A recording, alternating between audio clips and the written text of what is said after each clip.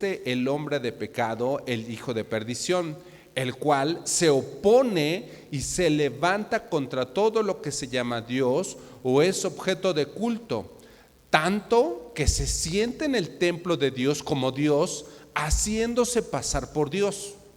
¿No os acordáis que cuando yo estaba todavía con vosotros os decía esto? Y ahora vosotros sabéis lo que lo detiene, a fin de que a su debido tiempo se manifieste, porque ya está en acción el misterio de la iniquidad, solo que hay quien al presente lo detiene hasta que él a su vez sea quitado de en medio. Versículo 8. Y entonces se manifestará aquel inicuo a quien el Señor matará con el espíritu de su boca y destruirá con el resplandor de su venida. A ver, ¿qué está pasando aquí? Esta carta, Tesalonicenses, está dirigida a una ciudad que se llama Tesalónica. Tesalónica es una ciudad que todavía existe. Está al norte de un país que se llama Grecia. En el norte parte de Grecia, ahí está Tesalónica. Entonces Pablo les está escribiendo esta carta porque ¿qué cree? Que había una herejía. Es decir, que alguien estaba enseñando una doctrina que no era la doctrina que Pablo les había enseñado. Y esa herejía estaba muy difundida entre la gente que vivía en Tesalónica. ¿Cuál era la herejía? Ellos creían que la segunda venida del Señor ya había empezado, creían que el día del Señor ya había llegado. Ve al versículo 1, es lo que les está hablando Pablo, segunda de Tesalonicenses 2:1. Pero con respecto a la venida de nuestro Señor Jesucristo, ese es el tema que está hablando Pablo aquí. Y es un tema que Pablo ya les había explicado antes. Ven el versículo 5. Dice: ¿no os acordáis que cuando yo estaba todavía con vosotros esto decía? Quiere decir que cuando Pablo estaba en Tesalónica ya les había hablado de la segunda venida. No sabemos qué les había dicho, pero lo que sí sabemos es que en la primera carta les había explicado más. Entonces no pierda segunda de Tesalonicenses 2, pero acompáñeme a primera de Tesalonicenses capítulo 4.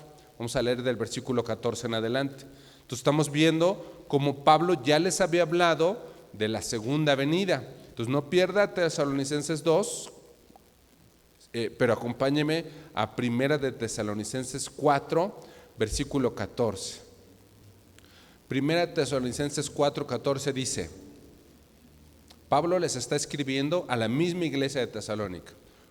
Primera de Tesalonicenses 4:14 dice: porque si creemos que Jesús murió y resucitó, así también traerá Dios con Jesús a los que durmieron en él. Versículo 15.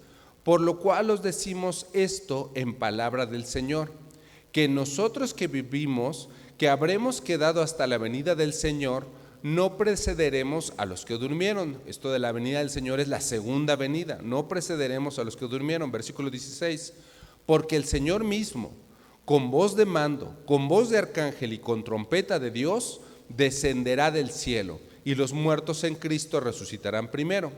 Luego nosotros los que vivimos, los que hayamos quedado, seremos arrebatados juntamente con ellos en las nubes para recibir al Señor en el aire, y así estaremos siempre con el Señor. Hay que subrayar tres cosas de lo que acabamos de leer. Número 1, Jesús va a volver, dice el versículo 15. Hasta la venida del Señor no precederemos a los que nos durmieron. 1 Tesalonicenses 4:15 dice que Jesús va a volver. Si en algo tenemos que estar seguros y confiados, hermano, es que Jesús va a volver. Jesús va a regresar por nosotros. Número 2, fíjese que cuando Jesús regrese, dice el versículo 16, los muertos en Cristo resucitarán primero. Entonces, ¿cómo sabe que Jesús está regresando? Pues porque aquellos que creyeron en el nombre del Señor, que aceptaron la salvación de Jesús en la cruz del Calvario y que murieron, se enfermaron y murieron, ya tuvieron su velorio, fallecieron, dice aquí que ellos resucitarán primero, o sea que ellos van a resucitar. Usted tiene un familiar que conocía del Señor y falleció, usted lo va a volver a ver. Esta es la promesa: cuando venga Jesús, ellos resucitarán y lo vamos a volver a ver. Y número 3, Dice el versículo 17, después de que los muertos en Cristo ya han resucitado, dice, luego nosotros los que vivimos, los que hayamos quedado, seremos arrebatados juntamente con ellos en las nubes para recibir al Señor. O sea que cuando venga Cristo, hay algunos creyentes que vamos a estar vivos, así tal cual, así como estamos nosotros ahorita vivos.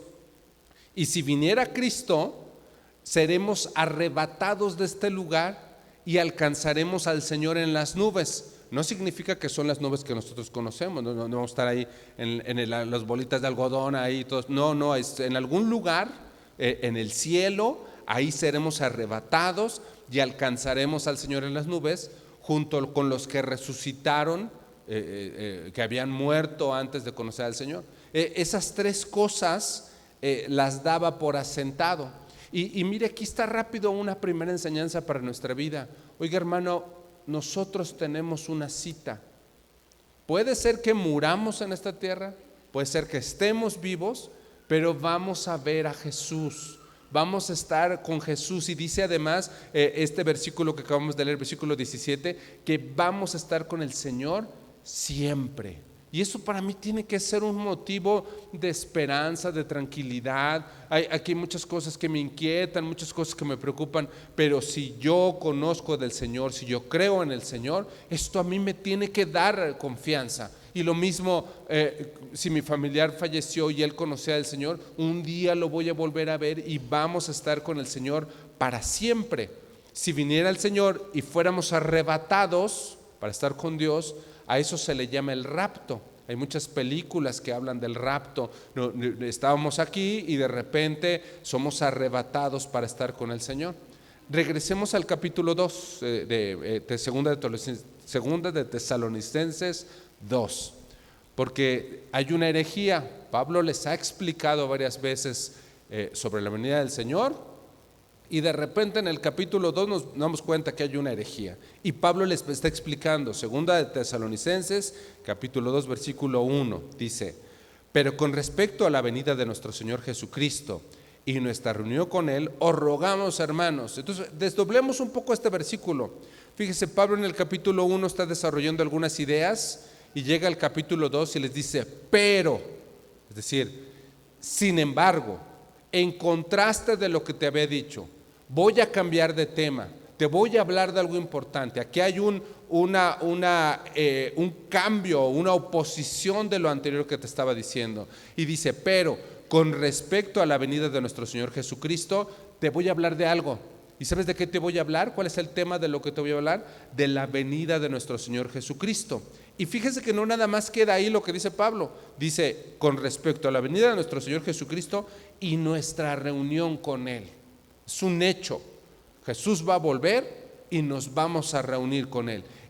¿A qué reunión se refiere? No se refiere como a una junta, se refiere al arrebatamiento, a lo que vimos en el primera de Tesalonicenses.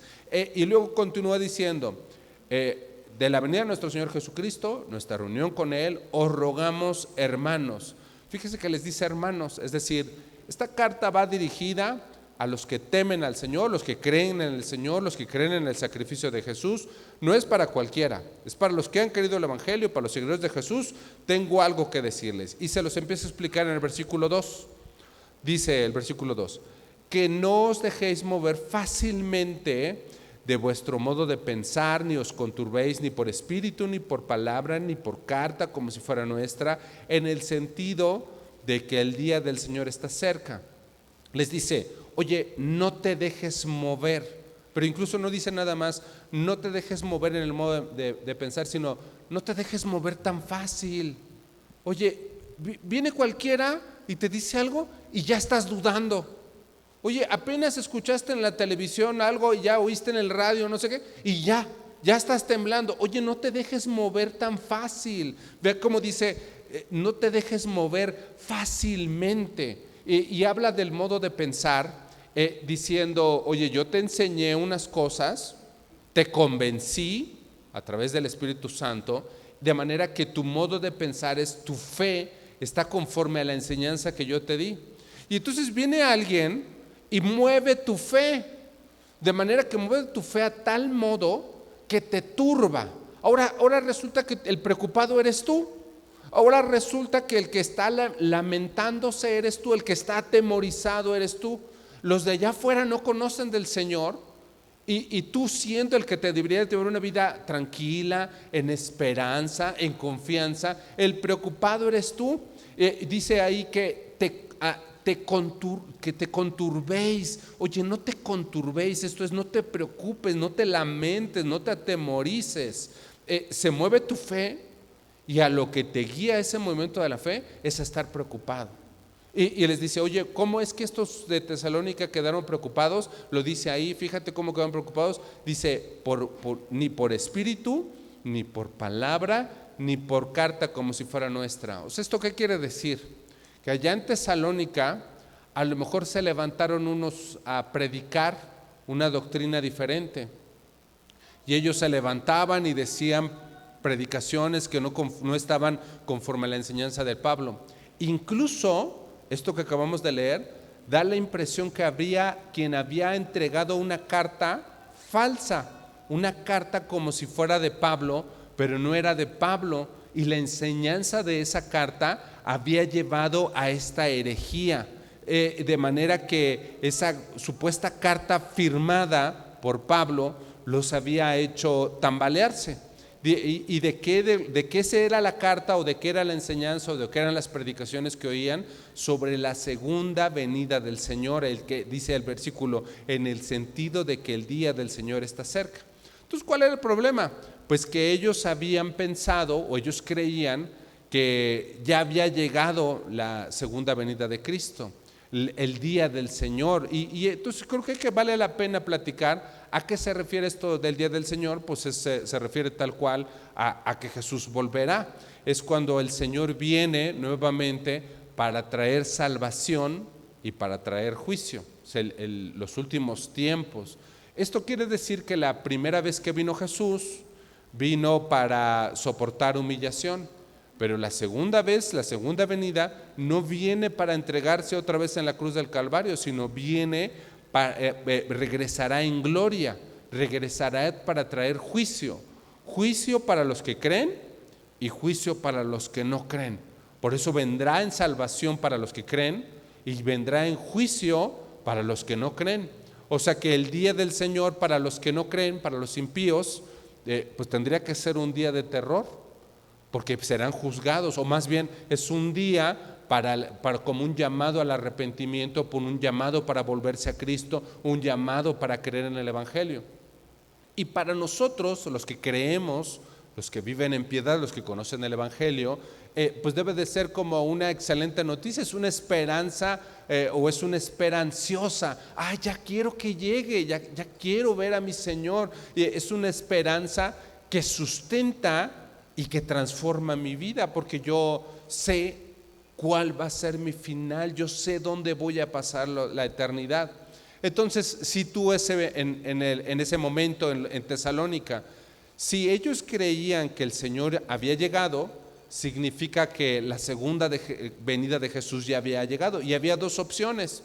Opción número 1, oye, mira, vino Pablo y nos predicó y nos dijo algunas cosas de la segunda venida. Y si la segunda venida ya vino, pues número 1, pues quiere decir que los muertos en Cristo ya se levantaron, ya hubo un arrebatamiento, ya fueron llevados al cielo los que creían. ¿Y qué crees? Nosotros no seguimos aquí. Entonces fue el arrebatamiento y nos quedamos. Yo pensé que yo era salvo, y a la mera hora no, parece que no soy salvo porque yo me quedé. Pero a ver, está sospechoso, porque si es la segunda venida, oigan, ¿alguien ha visto alguien que haya regresado de entre los muertos? ¿Alguien ha visto que alguien se levantara de los sepulcros? No, pues no. Oigan, ¿alguien ha visto o saben de alguien que haya sido arrebatado, que ya está en los cielos, que nunca lo volvimos a ver? No, pues tampoco. Y entonces que se levanta una segunda opción. Pues entonces la segunda opción es que Pablo vino y nos dijo que iba a haber una serie de eventos, y como ya es la segunda venida y no ocurrieron esos eventos, entonces lo que Pablo nos dijo pues es mentira. Entonces quizá el Señor vino y la secuencia de ideas de Pablo no ocurrió, entonces Pablo es un mentiroso. Y por eso al poco tiempo Pablo les escribe esta segunda carta, y les dice en el versículo 2, oye, no te dejes mover tan fácilmente de tu modo de pensar, de las cosas que yo te enseñé. O sea, viene otro, te da otra enseñanza y ahora ya empiezas a dudar de lo que yo te dije, empiezas a dudar de lo que el Señor nos explicó, empiezas a dudar de lo que has aprendido. Eres como sacudido de lo que yo habías aprendido. Y sabe que aquí nos cae bien esta aplicación práctica porque nosotros somos iguales. A nosotros también venimos hoy y levantamos las manos y aprendemos del Señor, y en la semana pasa algo, viene una mala noticia o se escucha simplemente un rumor y sabe que somos sacudidos y empezamos a dudar. ¿O a poco usted no ha escuchado que dicen, oye, viene el cambio de gobierno? Vienen épocas difíciles, no van a haber contrataciones, es más, van a haber que despidos en este cambio de gobierno, y yo ya estoy preocupado. No, ¿qué comeré? ¿Qué vestiré? O no he escuchado que dicen, no, ¿sabes qué? El cáncer cada vez le da a la gente más joven, antes le daba solamente a los viejos, y ahora hay jóvenes que cada vez más que tienen cáncer. Es más, la tasa de mortalidad ha subido. Y yo estoy preocupado, ¿y quién va a cuidar de mí? ¿Qué va a pasar conmigo? Y viene la noticia y me cambia lo que yo aprendí, me cambia lo que el Señor dice de mí. O no escucha usted, no, la inseguridad cada vez está peor, en la ciudad cada vez hay más asaltos, se meten a las casas, ya se metieron a la de allá, y a ver cuándo se meten a la mía. No, ya es un hecho, ya nada más es cosa de esperar, porque me olvido de todo. Me olvido de lo que dice el Señor y estoy escuchando rumores, estoy escuchando noticias y soy sacudido. Por ejemplo, viene una viuda y dice, no, es que yo soy viuda desde hace años y no hay quien cuide de mí y me va así y entonces no tengo quien me defienda. Pero ¿sabe qué? ¿Por qué vienen esas ideas? Porque yo me olvido de lo que dice la palabra. Dice el Salmo 68:5, Dios en su santa morada es padre de huérfanos y defensor de viudas. ¿Cómo no va a tener quien la defienda? Lo que pasa es que se olvida del versículo. Es más, ni siquiera conoce el versículo. Es más, no se lo sabe de memoria, no lo repasa, no lo estudia. Somos movidos en nuestra fe por las noticias que hay alrededor de nuestra vida. Es falta de entendimiento bíblico, hermano. Me falta buscar a Dios, me falta estudiar su palabra, me falta memorizar. Así que pongamos dos ejemplos de esto, de la importancia de memorizar y de tener este entendimiento para no ser movidos. El primer ejemplo está en Hechos 17:10. No pierda segunda de Tesalonicenses porque ese es nuestro texto base, pero quiero mostrarle dos técnicas o dos ejemplos de cómo estas personas no son movidas aunque estén escuchando rumores o falsas doctrinas o malas noticias. Ellos permanecen. Hechos capítulo 17 versículo 10. Mire qué bonito ejemplo nos pone la Biblia. Hechos 17:10. Dice, Hechos 17:10. Inmediatamente los hermanos enviaron de noche a Pablo y a Silas hasta Berea. O sea, Berea es una ciudad. Enviaron a Pablo y a Silas hasta la ciudad de Berea. Y ellos, habiendo llegado, entraron en la sinagoga de los judíos. Versículo 11. Y estos eran más nobles que los que estaban en Tesalónica. Tesalónica es la ciudad que estamos estudiando, se fija. Llegaron a Berea y en Berea eran más nobles, dice aquí, de los que estaban en Tesalónica. A ver, ¿por qué? Y ahí dice el versículo 11. Pues recibieron la palabra con toda solicitud, es decir, hambrientos, con ganas de escuchar la palabra, pero observe que hay algo más, escudriñando cada día las escrituras para ver si estas cosas eran así. ¿Se fija? Escucharon el mensaje y escudriñaban. Una parte la memorizaron, una parte la apuntaron en un papelito y la pusieron ahí donde no se les olvide, la pusieron en el refrigerador, la traían, mire, constantemente. Y los de Tesalónica no eran así. Y sabemos que no eran así porque el capítulo 2 nos dice que fueron sacudidos en su forma de pensar. ¿Por qué fueron sacudidos? Porque mire, no escudriñaban la palabra. Hermana, hermano, esta semana vamos a escuchar rumores y malas noticias. ¿No quieres ser movido? escudriñes la palabra, memorice la palabra. Y ya le había dicho, le tengo un segundo ejemplo. Acompáñeme a 2 de Timoteo 4:9. 2 de Timoteo 4:9. Estamos viendo otro ejemplo de la importancia de escudriñar la palabra, de estudiar la palabra, para no ser movidos en nuestra fe. 2 de Timoteo, capítulo 4, versículo 9. Y yo le cuento el contexto del texto que vamos a leer. Pablo está en la cárcel. Imagínense esa cárcel romana, fría, oscura, y le manda una carta a su discípulo Timoteo. Y entonces desde la cárcel le escribe a Timoteo, y estoy en 2 de Timoteo 4:9, y le dice en el versículo 9: Timoteo, procura venir pronto a verme. Salta al versículo 13. Está pidiendo algunas cosas Pablo a Timoteo. 2 de Timoteo 4:13. Trae cuando vengas el capote que dejé en Troas en casa de Carpo. Seguramente hacía frío, ¿no? Pero vea qué más le pide. Y los libros, mayormente los pergaminos. O sea, ¿cómo? Pablo en una cárcel y lo que pide es la escritura. Fíjese qué importante era para Pablo. Pero ¿quién era Pablo? Pues Pablo es el que estuvo en el tercer cielo. No estamos estudiando las cartas de Pablo, toda la sabiduría de parte de Dios que podría tener Pablo. ¿Cuántos años llevaba Pablo caminando con el Señor? Si alguien pudiéramos decir, este era temeroso de Dios, pues es Pablo. Y Pablo en su condición dice, ¿no sabes qué tengo que hacer? Escudriñar las escrituras, escudriñar la enseñanza. Yo la necesito, es algo bueno para mi vida. Y si Pablo la necesita, oiga hermano, pues cuánto más nosotros. No somos como Pablo, no hemos estado en el tercer cielo, no llevamos tantos años como Pablo con una relación así. Oiga, esto es algo que me tiene que sacudir. ¿Sabe qué tengo que hacer? Cambiar de estrategia para escudriñar las escrituras de manera más cercana, porque yo las necesito. Esa es mi razón para estar tranquilo. Esa es mi razón para no ser sacudido, para no cambiar o no ser movido en mi pensamiento, para no ser movido en mi fe. Y regresemos a 2 de Tesalonicenses capítulo 2. Entonces estos de Tesalónica habían sido movidos, sacudidos en su fe. Y estoy ahora en el versículo 3, 2 de Tesalonicenses capítulo 2, versículo 3. Pablo les está escribiendo, oigan, no se muevan tan fácilmente, tranquilos. Y llego al versículo 3.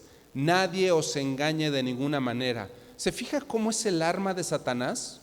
El arma de Satanás es un engaño. Hace rato que yo le decía, oiga que vive intranquilo porque va a haber el cambio de gobierno. No te dejes engañar, Dios es tu cuidador. Oye que el cáncer, que no te dejes engañar. El Señor no nada más es tu salvador, sino también es tu sanador. Y si te enfermaras, con todo no dejaré de alabar el nombre de mi Señor, porque el Señor tiene un plan perfecto para mi vida. No te dejes engañar, les dice el versículo 3. Y sigo leyendo el versículo 3. Nadie os engañe de ninguna manera, porque no vendrá, está hablando de la segunda venida, porque no vendrá sin que antes venga la apostasía y se manifieste el hombre de pecado, el hijo de perdición, el cual se opone y se levanta contra todo lo que se llama Dios y es objeto de culto, tanto que se siente en el templo de Dios como Dios, haciéndose pasar por Dios. Entonces Pablo les explica, ¿sabes qué? Jesús va a volver, ya te lo expliqué, los muertos en Cristo resucitarán primero, ya lo aprendimos, y los que estemos aquí seremos arrebatados juntamente para recibir al Señor en los cielos. Pero eso no va a ocurrir sino hasta que pasen dos cosas, y a lo que acabamos de leer ahí. Número 1, va a haber apostasía, y número 2, se va a manifestar el hombre de pecado. La palabra apostasía es tal cual griego. O sea, ¿cuál es la palabra griega de la palabra apostasía? Es apostasía, y significa una deserción de la verdad. Es como en el ejército. ¿Se acuerda que a veces vemos en las películas que el soldado más valiente de pronto dice, no, me voy a salir del ejército, no voy a seguir las órdenes del general, deserta del ejército? Así es tal cual esa palabra, es deserción pero de la verdad. O sea, es una rebelión a la autoridad de Dios, una rebelión a la autoridad establecida. Es un distanciamiento de la fe. O sea, yo creo en el Señor, yo vengo a esta iglesia, yo busco de Dios, y de repente rechazo eso es apostasía. Y la segunda cosa que va a ocurrir es la manifestación del hombre de pecado. Va a haber una persona a la cual se le llama ahí el hombre de pecado. Y también le da otro nombre ahí, se fija que dice el hijo de perdición. ¿A dónde va a guiar esa persona? A la perdición. Y en el versículo 9 y 10 dice que a ese hombre se le llama el hombre inicuo. Inicuo significa el hombre que no está sujeto a la ley, el hombre que es gentil, el hombre que rechaza al Señor. Esta misma persona en la carta de Juan, en las cartas de Juan, primera carta de Juan, segunda carta de Juan, se le llama el anticristo. La misma persona, el hijo de perdición, el hombre de pecado, el hombre inicuo, el anticristo, es la misma persona. Y aquí acabamos de leer que será una persona que está contra Dios. No nada más está contra Dios, sino se va a poner él mismo en el lugar del Señor. Es decir, él va a decir: yo soy el Mesías, yo soy el que ustedes esperaban, yo voy a hacer señales y prodigios para que me crean. Se llamará a sí mismo Dios. Y no solo eso, vea que hay algo bien interesante ahí en lo que acabamos de leer, porque dice en el versículo 4 que se sienta en el templo de Dios como Dios. No hay más interpretaciones aquí, pero el templo de Dios es un lugar físico que está en Jerusalén, y ese templo está destruido y no se puede reconstruir porque hay una discusión entre musulmanes y judíos. Está en Jerusalén, en Israel. Las ruinas existen, pero no se ponen de acuerdo para reconstruirlas. Entonces esto abre la posibilidad de que tal vez esta persona logre reconciliar a musulmanes y judíos para poderlo reconstruir, para que se pueda sentar ahí. O tal vez está hablando más bien de un lugar espiritual en donde va a tomar la posición de Dios como dueño del santuario de Dios. Pero ¿cuál es la característica de este anticristo? Dice que se levanta contra todo lo que se llama Dios o es objeto de culto, tanto que se sienta en el templo de Dios como Dios, haciéndose pasar por Dios. Y a lo mejor la primera cosa que podríamos pensar aquí es: oye, ¿qué va a pasar primero? O sea, ¿va a haber esta apostasía? O sea, mucha gente va a salir de las iglesias rechazando a Dios, o allá afuera la gente va a burlarse, a rechazar más de Dios. O primero va a llegar el anticristo, y entonces el anticristo va a hacer que la gente se aleje de las iglesias. Fíjese que no es claro. O sea, los verbos como están conjugados aquí, están conjugados en una forma neutral, de manera que no es claro si la apostasía va a ocurrir primero y eso va a dar pie al anticristo, o si el anticristo va a ocurrir primero y eso va a dar punto a la apostasía. Pero es que no es el propósito dar una descripción aquí de hechos. El propósito es que entendamos que eso va a ocurrir, que va a haber apostasía y que va a venir el anticristo. Y ese periodo de la apostasía y el anticristo se le llama la gran tribulación. Vamos a ver cómo lo explicó Jesús. Acompáñeme a Marcos capítulo 13, versículo 4. Estamos hablando de la gran tribulación que dice aquí la Biblia. Entonces, Evangelio de Marcos capítulo 13, versículo 4. Sobre esto dice Marcos 13:4.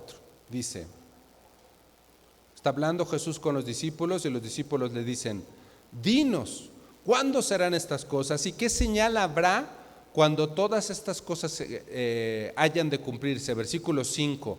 Jesús respondiéndoles comenzó a decir: mirad que nadie os engañe. Otra vez, hermano, otra vez el engaño. ¿Se fija que es una arma poderosa de Satanás? Oiga, ¿cuál es la primera carta que avienta Satanás contra nuestra vida? Se llama engaño. Otra vez esta arma de Satanás, la mentira, no se deje mover. Y ya lo dijo Pablo, y aquí otra vez nos dice Jesús. Versículo 5, Jesús respondiendo les comenzó a decir: mirad que nadie os engañe. Versículo 6, porque vendrán muchos en mi nombre diciendo: yo soy el Cristo, y engañarán a muchos. Se fija que es lo mismo que decía Pablo: va a venir uno que va a decir: yo soy el Mesías, hasta incluso hará milagros. Versículo 7, mas cuando oigáis de guerras y de rumores de guerras, no os turbéis, porque es necesario que suceda así, pero aún no es el fin, porque se levantará nación contra nación y reino contra reino, y habrá terremotos en muchos lugares, y habrá hambres y alborotos, principio de dolores honestos.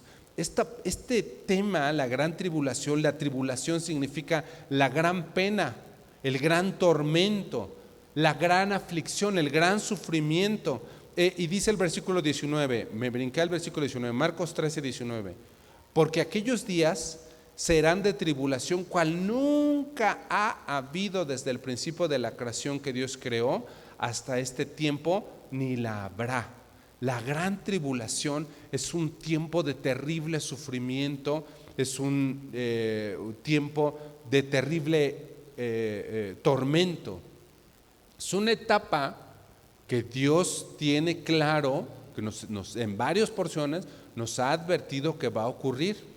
Nosotros tenemos que leer esto como una advertencia, para que luego no digamos, es que yo no sabía. No, mira, aquí está, y te está diciendo que esa etapa va a ocurrir, y es una época en donde Dios va a derramar su juicio sobre esta tierra. Es como lo que ellos sembraron, eso van a obtener. Usualmente nuestros problemas son provocados por nuestra carne, a lo mejor por el ataque de Satanás, por este mundo, pero en ese tiempo los problemas serán provocados tal cual por la ira de Dios, para que el hombre despierte de sus delitos y de sus pecados y se vuelva al Señor, que busque al Señor. Será un tiempo de trato con la nación de Israel, pero también será un trato con el pueblo que no es de la nación de Israel, es decir, es un juicio sobre todas las naciones.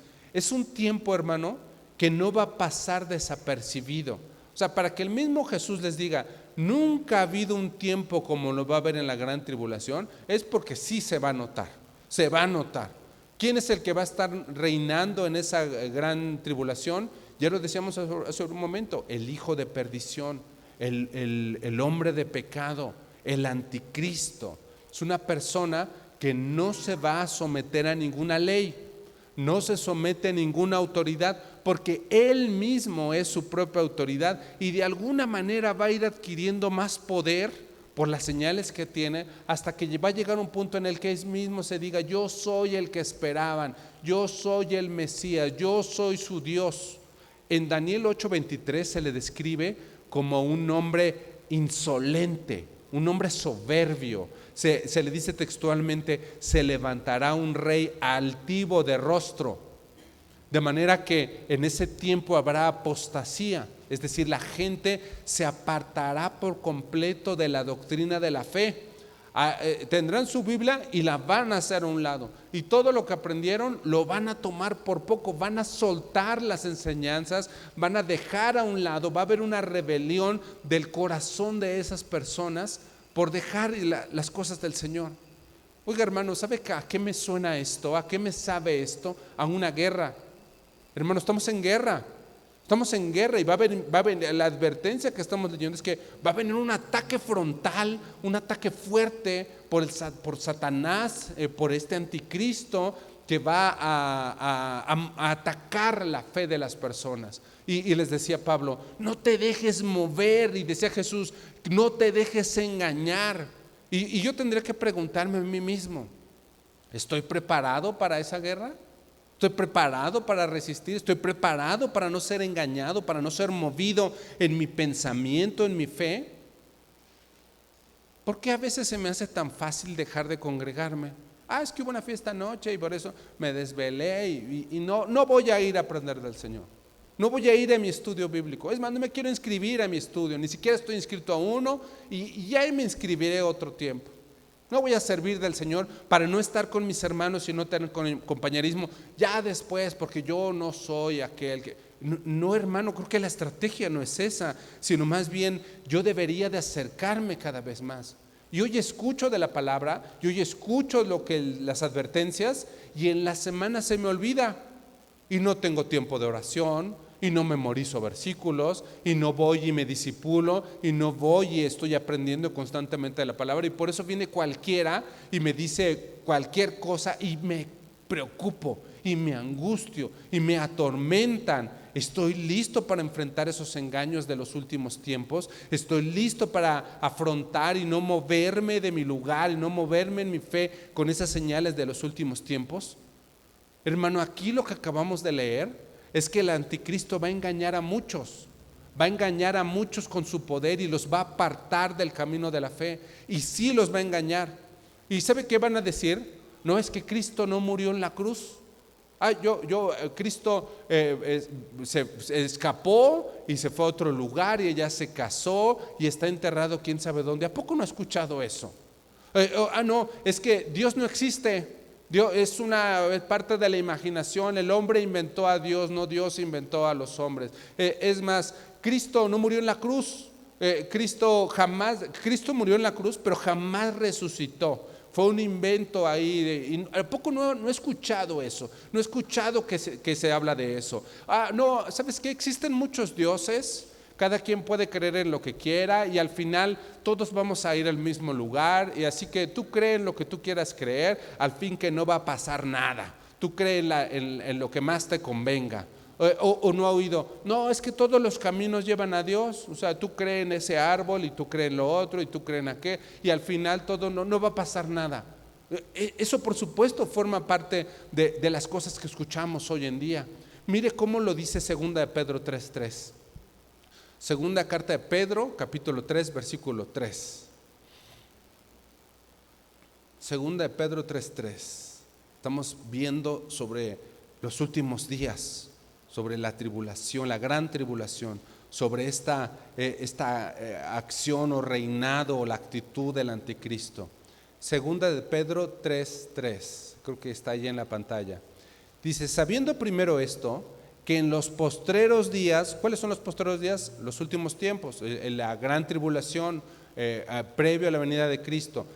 Dice, sabiendo primero esto, que en los postreros días, ¿qué va a pasar en los postreros días? Vendrán burladores, andando según sus propias concupiscencias y diciendo, ¿dónde está la promesa de su advenimiento? Advenimiento es la promesa del regreso de Jesús. ¿Dónde está la promesa de su regreso? No que Jesús iba a regresar. Y continúo leyendo, porque desde el día en que los padres durmieron, todas las cosas permanecen así como desde el principio de la creación. ¿Se fija? No solamente van a rechazar a Dios, sino que se van a burlar de las promesas de Dios. Van a negar la palabra de Dios y van a buscar la manera de ridiculizar a Dios. Ahora entenderá por qué dicen, ¿por qué vas el domingo a la iglesia? ¿O por qué buscas aprender del Señor? No va a pasar nada. No dijo Jesús que iba a regresar. ¿Dónde está? ¿Cuándo regresó? No es cierto que vaya a regresar. No va a pasar nada. No creas en el Señor. Apártate de la fe. Y nosotros tenemos que estar firme, porque esta advertencia es para nosotros, para permanecer firme. Véalo de otra manera. ¿A poco nunca he escuchado que dicen, oigan, vamos a orar y vamos a pedir por un avivamiento en la fe y que haya un avivamiento para Cristo en el Señor y vamos a hacer una marcha para que haya este avivamiento? Pero eso es lo que dice la Biblia, que va a haber un avivamiento. No, al contrario, dice que la fe de muchos se va a debilitar. Ahora entenderá porque a veces vienen unos y luego dejan de venir y nunca los volvemos a ver, porque vinieron y decían que creían, pero en realidad no creían, nunca creyeron, sino que se debilitó su fe. Al contrario, ¿qué es lo que vemos? Que el movimiento LGBT cada vez está más fuerte y que toman las calles y cada vez hay más negocios y películas relacionadas con eso y cada vez está más presente y cada vez hay que cuidar más a nuestros hijos, que cada vez hay más inmoralidad. Antes esas cosas se hacían en lo oscurito sin que nadie supiera y ahora ya hay negocios a luz de día ahí que promueven la inmoralidad, los anuncios espectaculares, las películas, cada vez eso está más al acceso de la gente.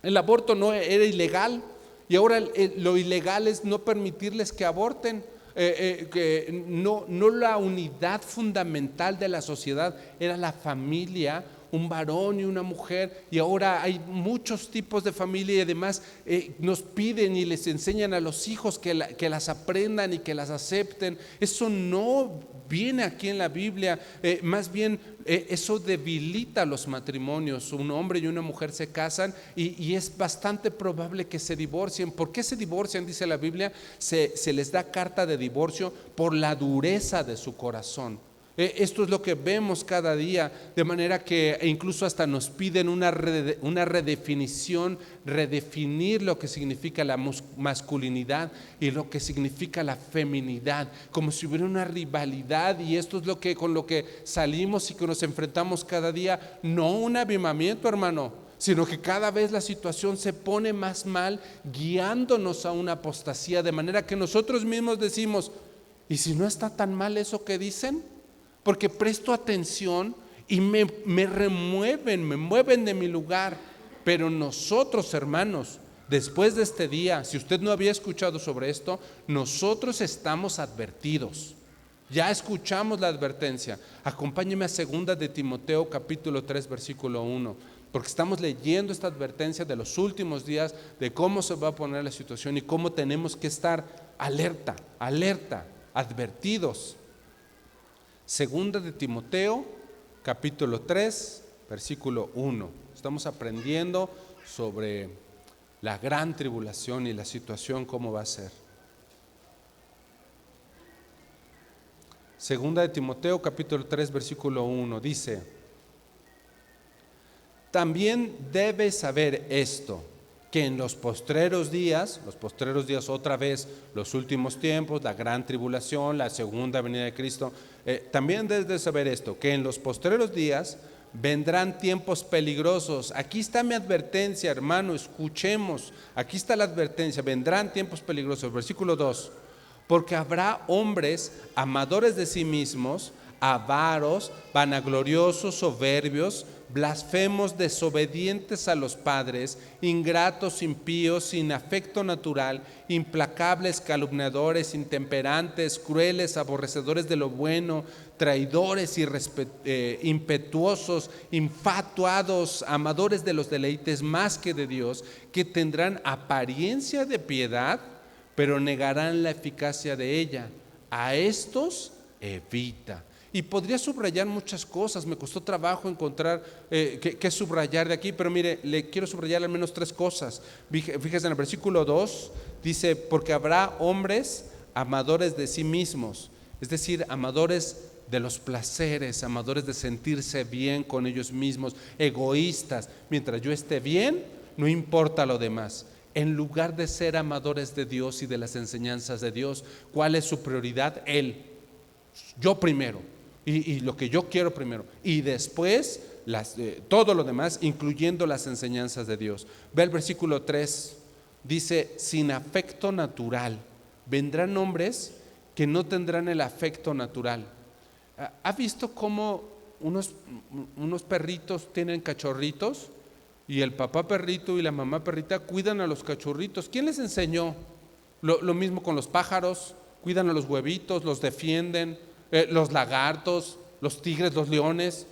Lo natural es que los padres cuidan a sus hijos. ¿Y qué es lo que vemos hoy en día? Que los padres no cuidan a sus hijos, es lo antinatural, no tienen el afecto natural, al contrario, los abandonan y le dedican poco tiempo porque no, es muy caro cuidar al hijo, o matrimonios que se casan y la idea, lo natural es que se juntan 2 tortuguitas y tienen tortuguitas, ¿no? O sea, a eso se juntaron, es como parte a lo cual se unieron y se casan los matrimonios y dicen, no, es que no queremos tener hijos porque los hijos son muy caros, o sea, gasto mucho dinero en eso, mejor vamos a tener un perro y el perro va a ser como si fuera nuestro hijo, y tienen perrijos, ¿no? Es antinatural. Esta es nuestra sociedad hoy en día y eso no nos suena bien. Y de hecho me estoy saltando, pero ahí dice desobedientes a los padres como algo que va a ser una característica de los últimos tiempos, y a los padres los abandonan, se burlan de ellos.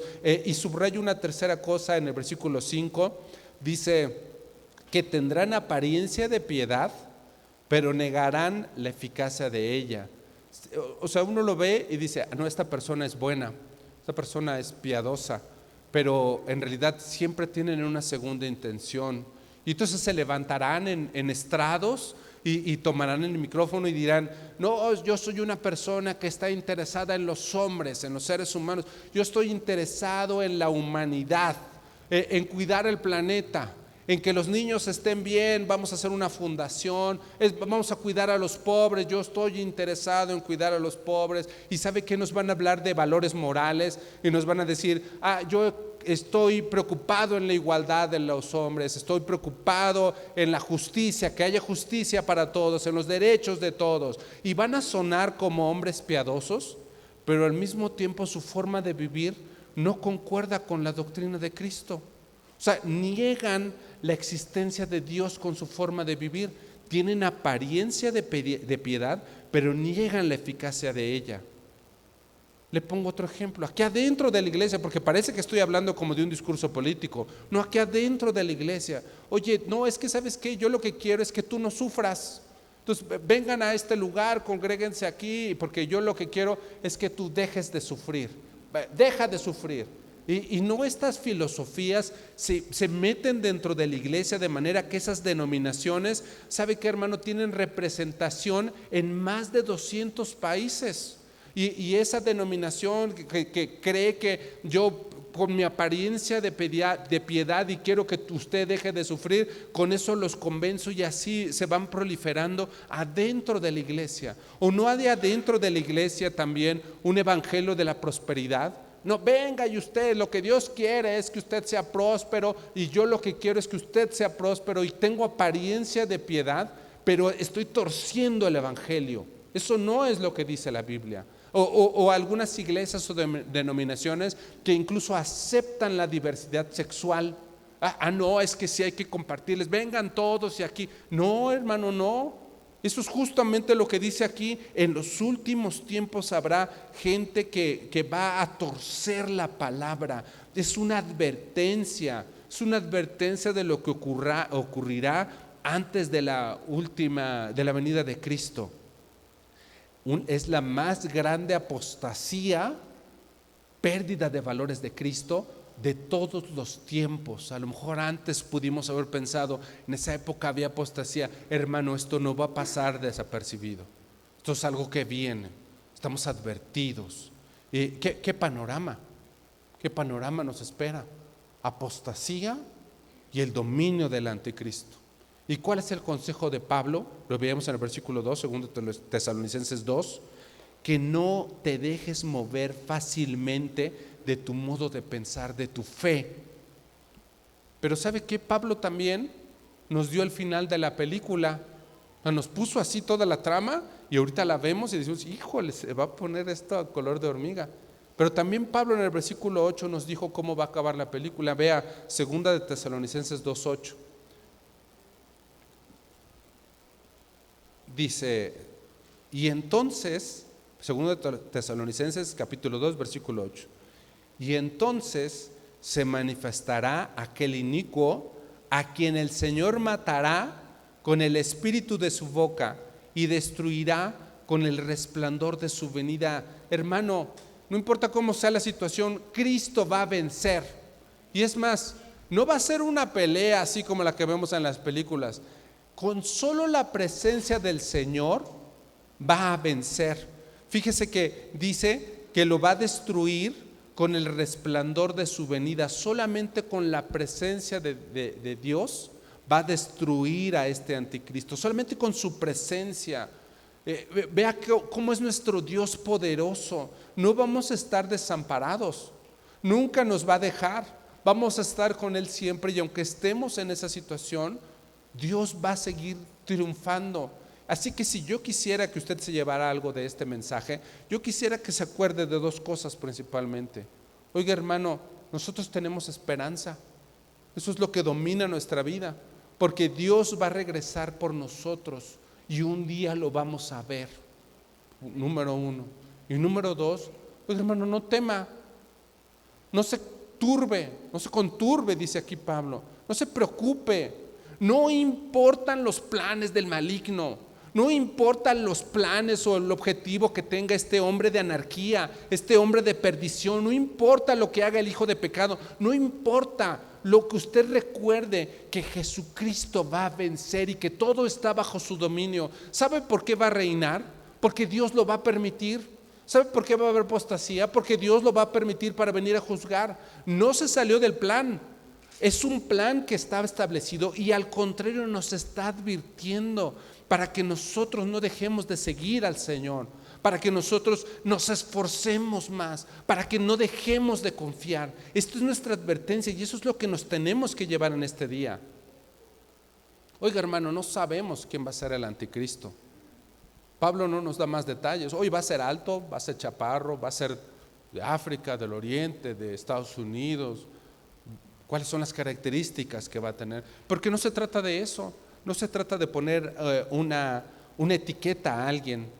Lo que Pablo estaba haciendo no era hacer una predicción, sino lo que Pablo está haciendo, el mensaje de la Biblia, es advertirnos para que estemos preparados. Ahí tiene que estar nuestra atención para hacerle frente a todo lo que amenaza nuestra fe.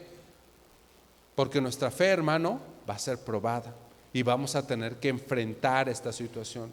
Y yo lo sé que hay muchas preguntas que podríamos pensar que se quedan en el aire. Alguien podría decir, pero ¿y cómo va a ser el anticristo? ¿Y cómo va a llegar el anticristo? ¿Y cómo va a ser la venida de Cristo? ¿O cómo va a ser el arrebatamiento? ¿O cómo va a ser la resurrección de los muertos?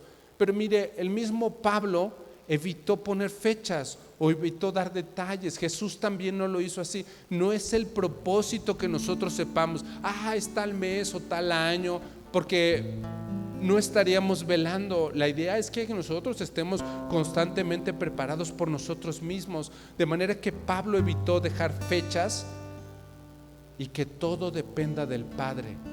Nosotros también lo vemos así. Todo es dominio del Padre. ¿Cuándo va a ocurrir? Cuando el Padre lo tenga previsto, porque mi confianza está en el Padre. No hay necesidad de hablar de tiempos y no hay necesidad de hablar de ocasiones. De lo que hay que hablar es de la necesidad de estar preparados. Y vea Primera de Tesalonicenses 5:1 para cerrar nuestro mensaje. Primera de Tesalonicenses 5:1 es el mismo mensaje que Pablo les estaba dando a estos de Tesalónica. Primer libro de Tesalonicenses, capítulo 5, versículo 1.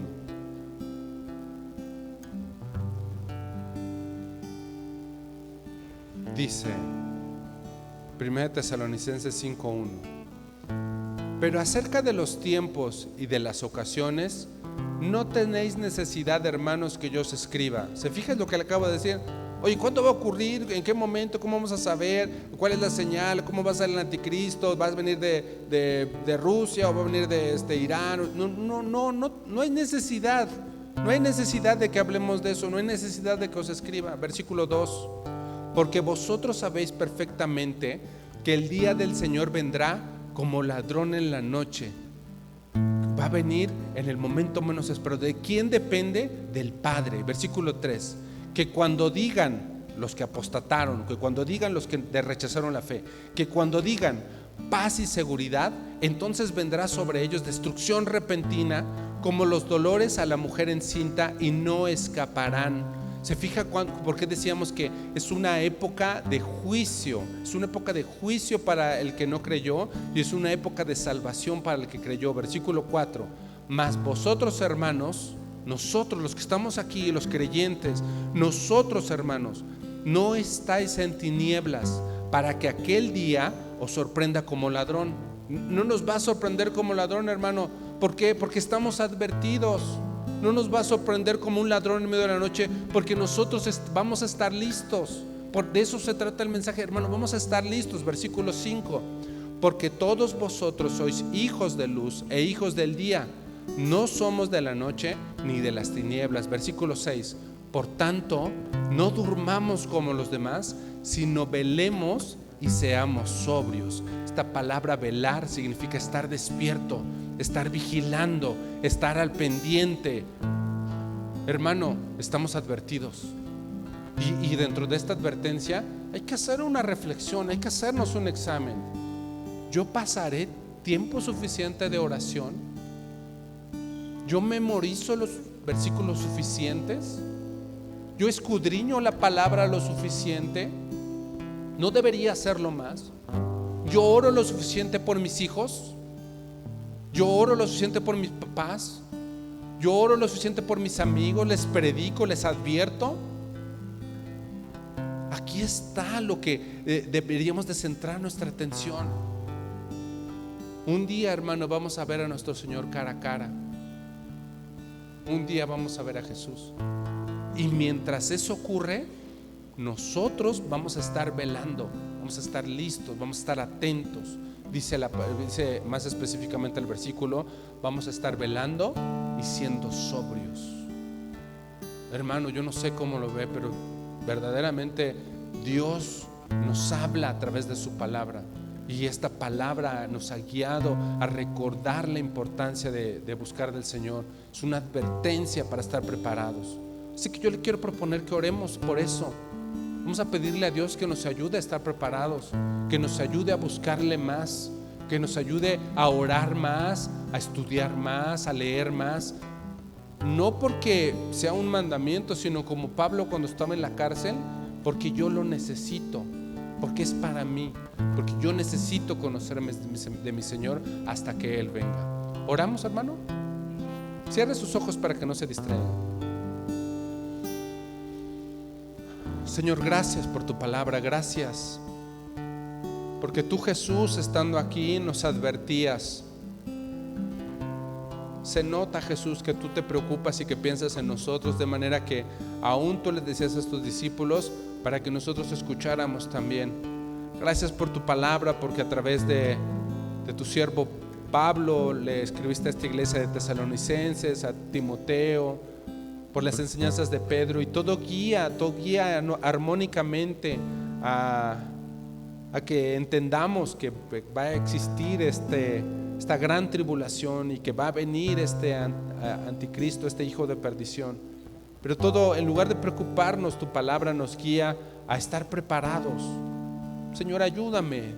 Dígale, hermano, ahí en su corazón, ayúdame a estar preparado, ayúdame, Señor. Tú sabes que a veces me cuesta trabajo orar, ayúdame, Señor, ayúdame. Tú sabes que a veces me cuesta trabajo memorizar. Dios, dame cabeza, ayúdame, Señor, ayúdame a apuntarlo en un papelito para que yo memorice los versículos y que ahí en donde lo vea.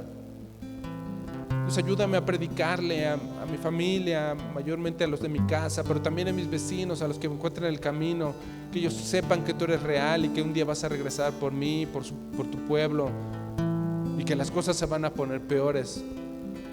Dios, guárdame para que yo no sea removido en mi pensamiento, en mi fe, que yo permanezca firme. Ayúdame, Señor, aumenta mi fe, ayúdanos como iglesia, aumenta nuestra fe. Que vengamos, Dios, a nuestra iglesia con un ánimo real de conocerte más, de buscarte más, que nuestra vida sea para alabarte, para glorificarte. Señor, ven ya, queremos verte.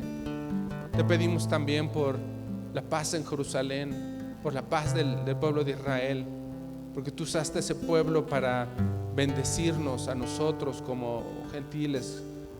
Hasta acá en México fuimos bendecidos por tu obra en ese pueblo. Por esto hoy como iglesia pedimos, Dios, por la paz de Jerusalén y por la paz y seguridad del pueblo de Israel en medio de la guerra en la que están, Dios. Y te queremos dar gracias. Gracias, Jesús, por haber muerto en la cruz del Calvario. Gracias por haber venido la primera vez para entregarte como oveja al matadero, y también te damos gracias porque la segunda vez vendrás como león rugiente en gloria, y te veremos y seremos arrebatados o seremos resucitados de entre los muertos para estar contigo. Eso es lo que creemos.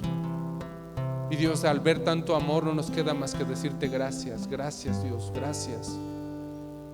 Señor, como pueblo te alabamos, te bendecimos, te reconocemos como nuestro Dios y te damos las gracias en el nombre de tu Hijo Jesús. Amén. Amén. Hermano, que Dios le bendiga.